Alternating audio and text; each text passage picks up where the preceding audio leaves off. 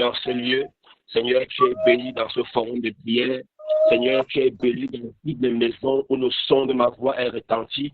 Seigneur, sans toi, nous sommes égarés. Sans toi, nous sommes perdus. Sans toi, nous ne sommes rien. Tu es notre Rédempteur. Tu es le pilier saint. Tu es notre boussole, tu es notre guide, tu es notre ami fidèle, tu es notre roc séculaire. À chaque fois que Satan se lève au Père, Seigneur, c'est toi qui es notre rédempteur. Job pouvait dire un jour, mon rédempteur se lèvera le dernier. Seigneur, lève-toi encore en dernière position et rachète-nous entre les mains de Satan et viens briser toutes les alliances et paralyser tous les autels maléfiques qui réclament nos vies chaque jour. Ta parole déclare qu'il n'y a plus de condamnation pour tous ceux et celles-là qui ont confessé ton nom. Père, au nom de Jésus, dans cette plateforme de prière, aucune personne ne sera réclamée à cause de ton sang qui parle dans nos vies. Car ta parole déclare que ton sang parle plus que le sang d'Abel. Le sang de la création a été soumise à la vanité. Ton sang parle, ton sang restaure, ton sang guérit, ton sang purifie, ton sang édifie. Merci encore pour ta grâce ce soir, au nom de Jésus-Christ. Amen. C'est un privilège de pouvoir rejoindre. On se retrouve encore ce soir, cette plateforme de prière. Toi qui m'écoutes au nord, au sud, à l'est, à l'ouest.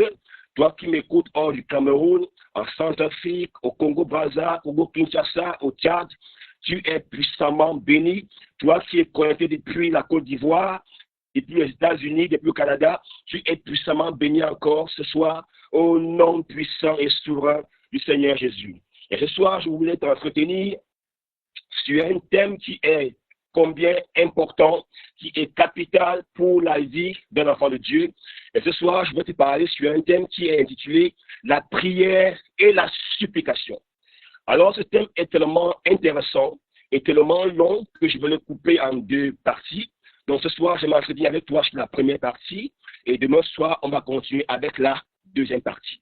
Alors, tu vas ouvrir ton arme, tu vas ouvrir ta Bible, qui est la parole de Dieu, et on va lire deux merveilleux versets qui se trouvent dans le livre de Philippiens au chapitre 4, verset 6, et le livre de Psaume au chapitre 86.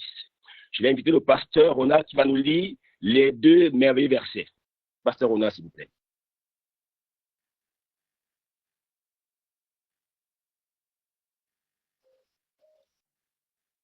Le pasteur Ronald. Pasteur Ronald, je n'ai pas connecté. Il n'est pas là. Je veux lire. Ah oui, vas-y. Je peux lire Philippiens 4, 6, vous avez dit? Oui. Philippiens 4, 6. Je vais lire au nom du Seigneur. Ne vous inquiétez de rien, mais en toutes choses, faites connaître vos besoins à Dieu par des prières et des supplications avec des actions des grâces. Parole du Seigneur. Amen. Ne vous inquiétez de rien, mais en toutes choses, faites connaître vos besoins à Dieu par des prières et des supplications avec des actions de grâce. Amen. Ça, c'est notre texte de base. Et je vais soutenir ce texte avec un autre verset qui se trouve dans le livre de Psaume, Psaume de David, au chapitre 86, verset 6. Tu peux lire, ma soeur. D'accord.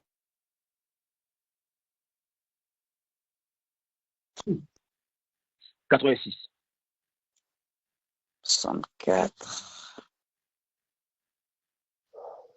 Le psaume 4, ça, c'est jusqu'au verset 9. Psaume 86, verset 6. 86, je m'excuse. 86, 26. Je lis au nom du Seigneur. Psaume 86, verset 4 ou 24 à 20. 86, verset 6. Je vais lire. Éternel, prête l'oreille à ma prière, sois attentif à la voix de mes supplications. Parole du Seigneur. Très bien, merci. Tu es béni au nom de Jésus, ma soeur. Amen, amen. Alors, le premier verset qu'on a lu dans Philippiens chapitre 4, verset 6, est notre verset de base sur le thème de la prière et la supplication. Le premier texte que nous avons lu est comme notre texte de base, comme je l'ai dit encore. C'est un merveilleux verset du livre des Philippiens, écrit par l'apôtre Paul, lors de son 4e et dernier voyage missionnaire. Nous devons savoir que Paul a eu 4 grands voyages missionnaires. Et c'est lors de son dernier voyage missionnaire qu'il fut arrêté et mis en prison. Alors, Paul a été arrêté plusieurs fois et jeté en prison pour avoir prêché l'évangile de Jésus-Christ, pour avoir prêché l'évangile de Christ. Il a été arrêté puis emprisonné à Corinthe, à Philippe et à Jérusalem, pour un total de 5 ans de prison de sa vie à cause de l'évangile. Et quand il a été arrêté pour la dernière fois, c'était pour être jugé à Rome concernant un certain nombre de choses sur l'œuvre de Christ qu'il faisait. Étant donc en prison, c'est là où il écrit aux différentes églises qu'il a eu à implanter pour leur encourager dans leur foi. Donc, le but du message des Philippiens, lorsque tu lis le premier verset du premier de Philippiens, il s'adresse aux évêques, aux pasteurs, aux leaders, aux diacres que Paul avait eu à former et implanter dans les différentes églises qu'il avait laissées parce qu'ils n'étaient plus là.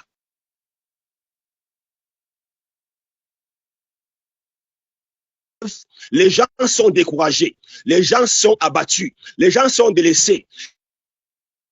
C'est les bras. Donc, l'objectif dans ce livre était de leur encourager dans leur foi et dans leur marche chrétienne avec Christ. Donc, le livre de Philippiens est une épître de prison. Nous savons qu'il existe 7 épîtres de prison que Paul a eu à rédiger quand il était en prison. Et il y a l'épître de Éphésiens, il y a Colossiens, il y a Philémon, il y a Philippiens, il y a Corinthe, il y a Corinthiens, autant pour moi, il y a Galates et il y a Thessaloniciens. Ce sont les épîtres de prison que Paul avait écrit en prison, n'est-ce pas, pour pouvoir exhorter, pour pouvoir édifier les églises qu'il avait implantées, parce qu'il n'était plus avec eux. Amen. Alors, dans le livre de Philippiens, c'est une épître de prison, comme je l'ai dit, parce que Paul était déjà en prison et ne pouvait plus suivre l'église. Alors, il a écrit en leur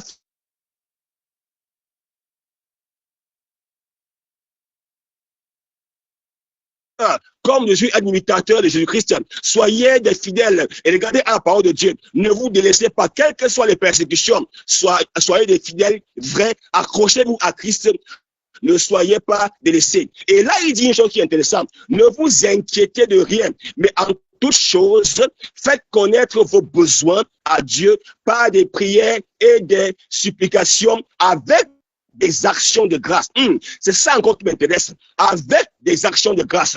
Mais nos supplications devant le Seigneur devaient être accompagnées des actions de grâce. C'est-à-dire avec des éléments ou encore des preuves tangibles, concrètes et authentiques devant la face de Dieu. Alors, comme j'ai toujours dit, même hors de ce forum de prière, il existe une différence entre la prière et la supplication. Prier est une chose et supplier en est une autre chose. Écoute-moi très bien. Alors, dans le deuxième texte qu'on a lu, celui de Somme 86, verset 6, il est écrit, « Éternel, prête l'oreille à ma prière. Sois attentif à la voix de mes supplications. » Ici, c'est David qui parle. On peut prêter l'oreille, écouter une chose, c'est bien, mais être attentif, c'est avoir beaucoup d'attention particulière. C'est écouter, regarder et prendre avec soi. Je vais prendre un exemple. Un mari dans la maison peut écouter son épouse sur un problème ou un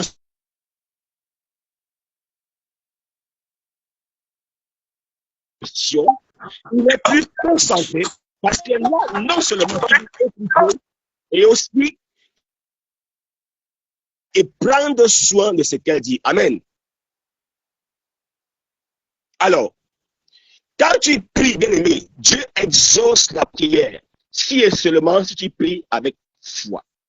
Daniel a prié et la Bible dit dans Daniel 10, 12, depuis le jour où il a élevé son cœur pour prendre la volonté de Dieu, Dieu l'avait déjà écouté. Daniel 10, verset 12. Mais ta foi t'amène à entrer en possession légitime, ce que Christ a déjà pourvu pour toi, par l'œuvre de la croix. La foi, c'est tendre la main et posséder. Mais si elle n'est pas affermie par la prière, tu ne pourras pas avoir ce que tu veux. La foi ne fait pas agir Dieu, mais te pousse à posséder ce que Dieu a déjà disposé pour toi. Jésus nous a depuis fort longtemps guéris, délivrés, restaurés, sauvés, justifiés il y a 2000 ans. Alors, entre donc en possession par la foi. La foi est une cuillère qui porte un aliment qui est la prière. Si ta foi chancelle, alors tes prières vont tomber dans l'eau. Alors, ce soir, dans cet enseignement, je voudrais vous montrer qu'il y a des situations où il faut prier et il y a des situations où il faut supplier. Et le tout devait être assis sur une base qui est la foi. Mon frère, ma soeur, chère maman, je voudrais essayer de vous montrer et de vous démontrer qu'il existe une différence entre prier et supplier. Voilà pourquoi Paul parle souvent de prière et il parle aussi de supplication.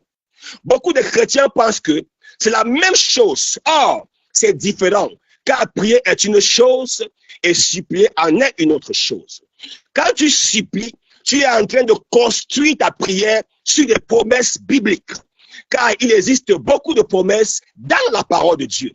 Il y a des promesses qui sont pour tout le monde et il y a des promesses qui sont spécifiques pour toi. Et quand tu pries, tu dois t'appuyer, tu dois te soutenir sur les promesses. C'est là la première chose. Et la deuxième chose, tu devrais avoir des choses concrètes à présenter devant Dieu. Cela voudrait dire que lorsque tu fais la prière de supplication, tu dois avoir quelque chose à présenter devant Dieu, qui est le juge suprême.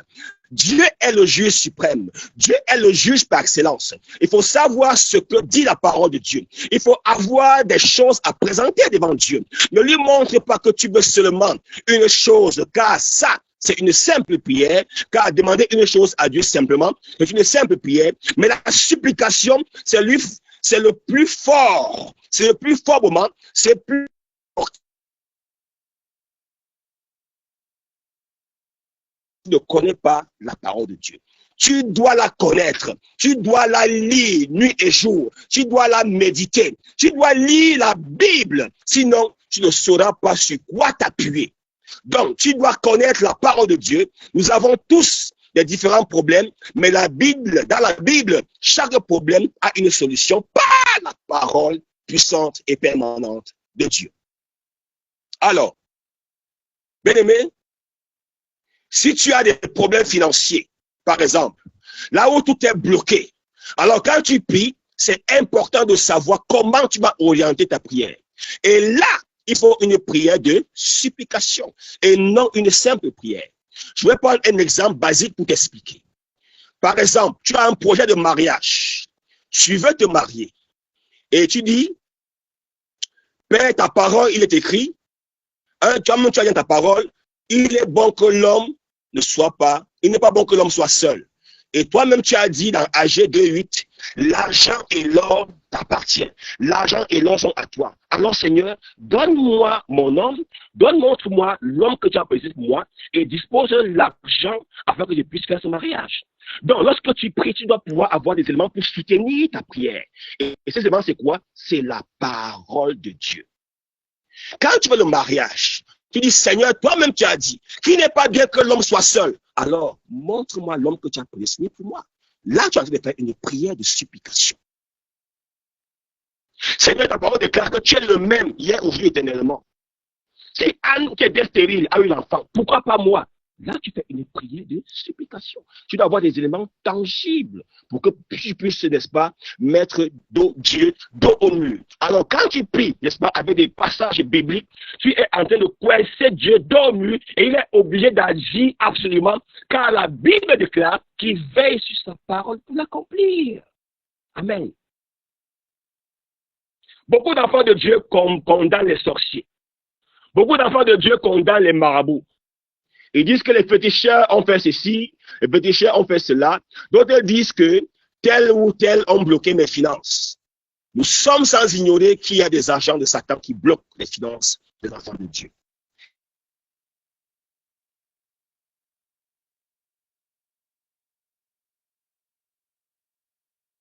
De Dieu, tu vas t'appuyer sur les principes de Dieu afin de contrecarrer et déjouer tous les plans de l'ennemi en échec total.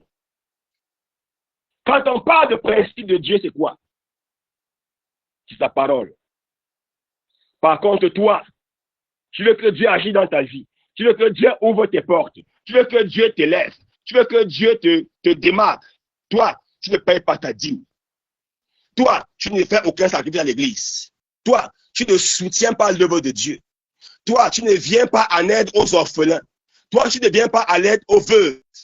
C'est important de comprendre que les principes de Dieu sont plus puissants que la puissance des satanistes.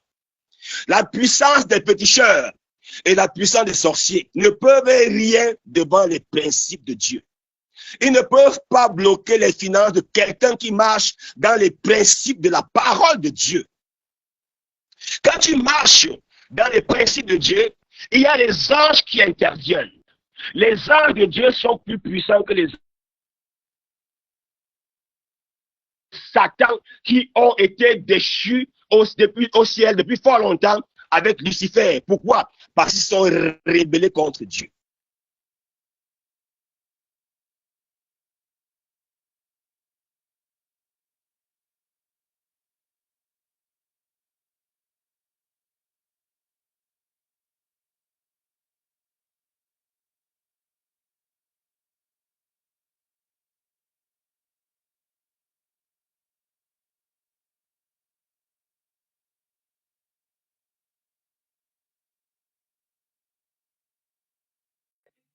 Et que tu es reconnu comme enfant de Dieu, comme au courtier du trône. À chaque fois qu'il y a un démon, il y a deux.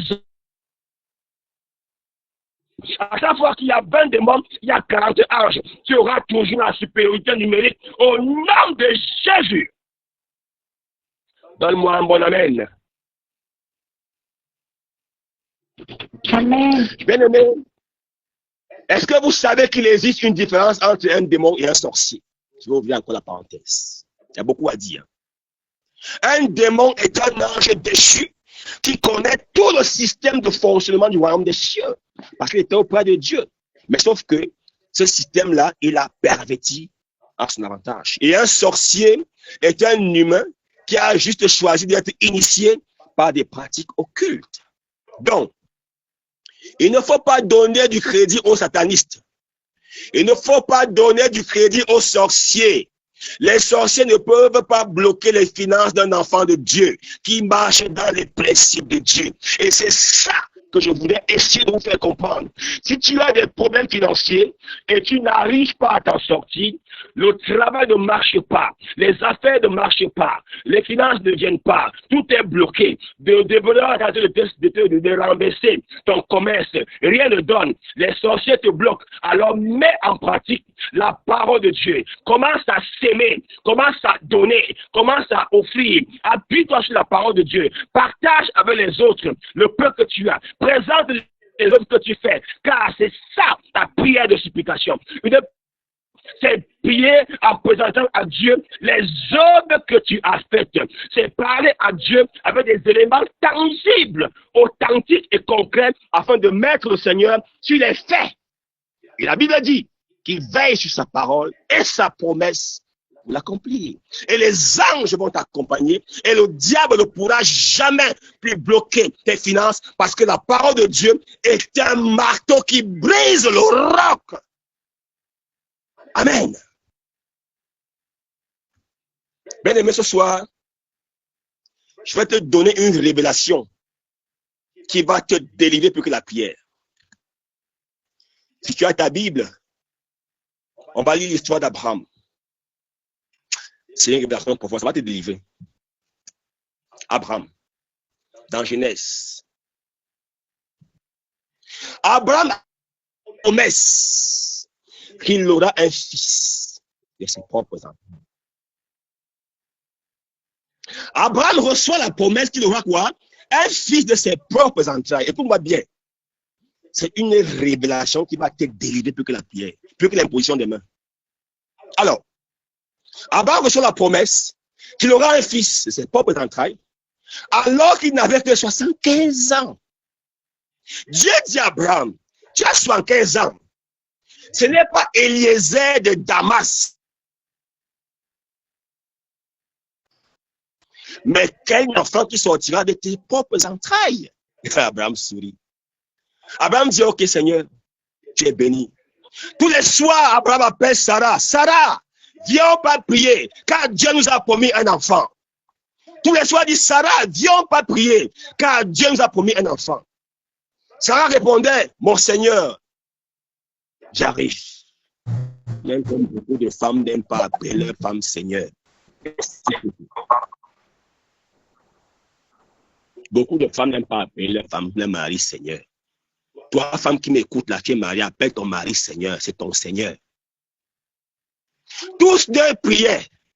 L'enfant t'a entendu, ne venait pas. Pourquoi? Parce qu'il n'avait pas compris qu'il devait faire un acte sacrificiel afin d'activer la promesse qui lui avait été faite par Dieu. Alors, la chance qu'Abraham a, c'est quoi? C'est que, à l'époque où il y avait la tente d'Abraham, le chemin qui menait à Sodome et Gomorrhe passait devant la porte d'Abraham.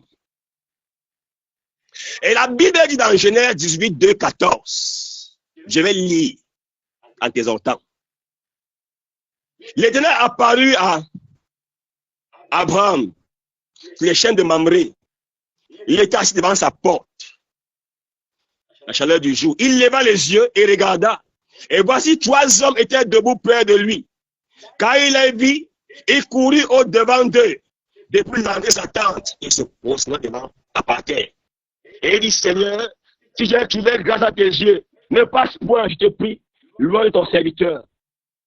Permettez qu'on apporte un peu d'eau pour vous laver les pieds et vous reposer sur cette arbre. J'irai prendre un morceau de pain pour fortifier votre cœur.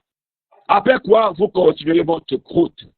Car c'est pour cela que vous passez près de votre serviteur. Les 3 hommes répondent à Abraham, fais-le, tu l'as dit. Abraham entre dans sa tente rapidement.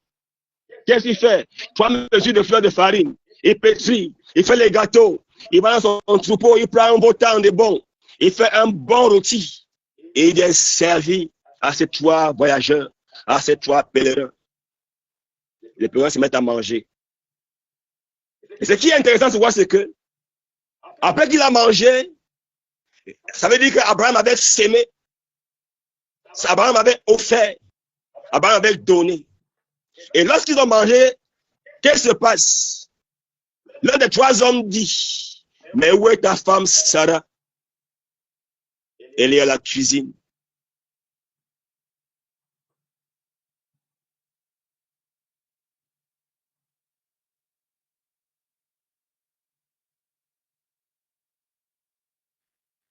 Qu'est-ce qui se passe? C'est que Abraham a fait une action de grâce que Dieu attendait depuis fort longtemps. Il n'avait pas compris que pour activer la promesse que Dieu avait faite sur lui, il fallait qu'il fasse un sacrifice, qu'il fasse une action de grâce.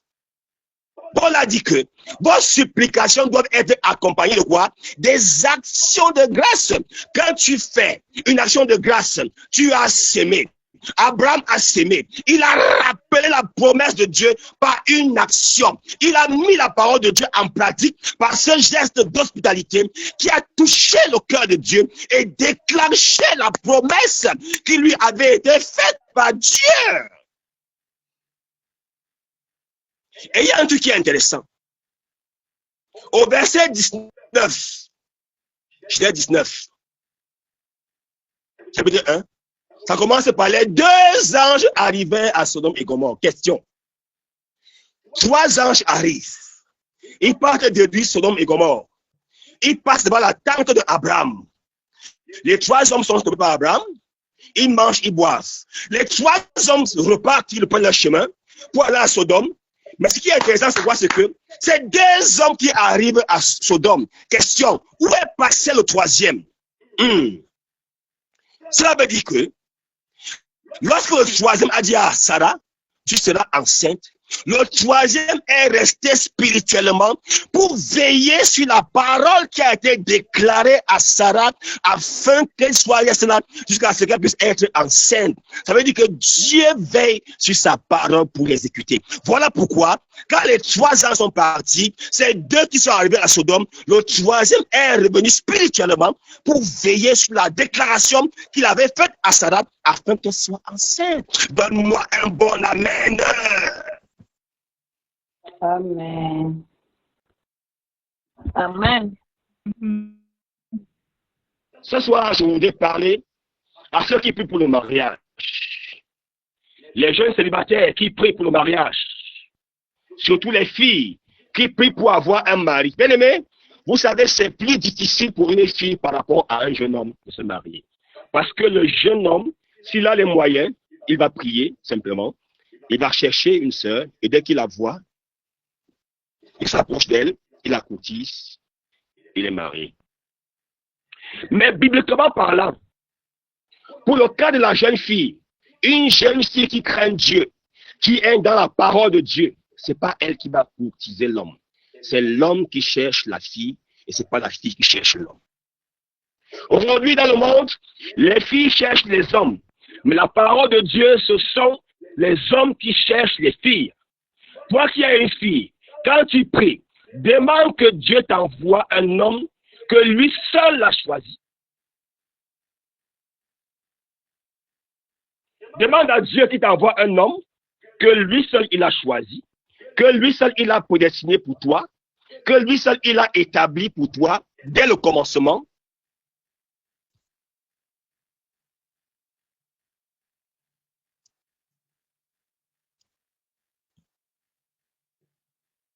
Alléluia. Alléluia. Amen. Amen. Je me dérange un peu. Alors, je vais reprendre. Comme je disais tout à l'heure, nous sommes dans un monde vraiment formidable, dans un monde où il y a la contradiction. Les filles cherchent les hommes, mais dans la parole de Dieu, ce sont les hommes qui cherchent les femmes. Toi qui es une fille, écoute-moi très bien ce soir. Quand tu pries, demande que Dieu t'envoie un homme que lui seul a choisi, que lui seul il a établi, que lui seul il a prédestiné pour toi. Parce que toute femme dans ce monde qui est là, Dieu a son mari qu'il a établi quelque part. Alors, tu ne peux pas prier tout simplement et attendre que l'homme que Dieu a prédestiné pour toi vienne jusqu'à toi. Parfois, tu pries et tu vois l'âge qui avance et tu ne vois pas un homme parce que tu pries mal. Parce que ta prière est inappropriée, ta prière est inexacte. Alors, il faudrait prier en t'appuyant sur la parole de Dieu. Si tu es une femme, voilà comment tu vas prier. Prends par exemple Genèse 2, 18. Il est écrit, « Il n'est pas bon que l'homme soit seul. Je lui ferai une aide semblable à lui. » Qui parle? C'est Dieu qui parle. Dans ce verset n'est pas seulement pour Adam, mais aussi valable pour toi qui es seul et qui m'écoute ce soir. Toi qui es jeune homme, qui es seul dans ce forum de prière, Dieu a préparé une femme pour toi. Tu ne la connais peut-être pas, mais il y a une femme, il y a une fille qui sera ta femme que Dieu a préparée, que Dieu a prédestinée pour toi. Et quand tu vas continuer encore dans Genèse 2, au verset 20, quand tu verset 20, il y avait des animaux qui passaient devant Adam. Il y avait tous les animaux qui passaient, qui se promenaient devant Adam, mais il ne trouvait point d'aide semblable à lui. Cela voudrait dire que parmi tous les animaux, il ne voyait personne. Et au verset 21, quand tu continues encore plus bas, alors l'Éternel Dieu fit tomber en profond sommeil sur l'homme, il s'endormit et il prit une de ses côtes et referma la chair à sa place. Donc, cela voudrait dire que c'est Dieu qui a fabriqué Ève pour Adam. Tu dois demander, Seigneur, montre-moi la Ève que tu as fabriquée pour moi.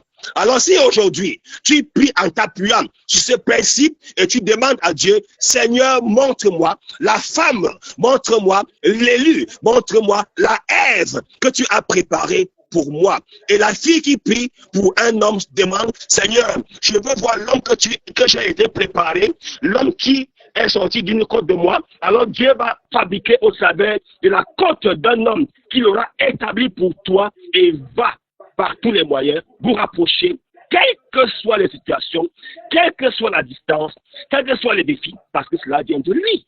Amen. Donc la prière de supplication, quand tu la fais, tu dois t'appuyer sur un principe qui est la parole de Dieu. Je prends encore un verset pour chuter. Dans 1 Corinthiens, chapitre 11, verset 9, il est écrit, « Et l'homme n'a pas été créé à cause de la femme, mais la femme a été créée à cause de qui? À cause de l'homme. » La fille qui prie pour l'homme demande à Dieu qu'elle veut voir l'homme pour qui elle a été préparée.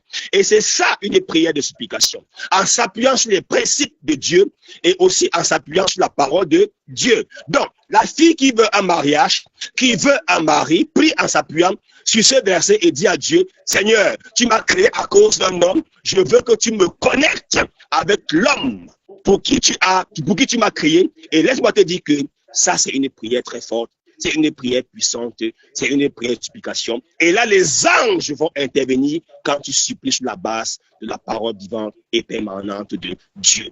Je continue encore enseignement si demain, que Dieu te bénisse abondamment. Prions.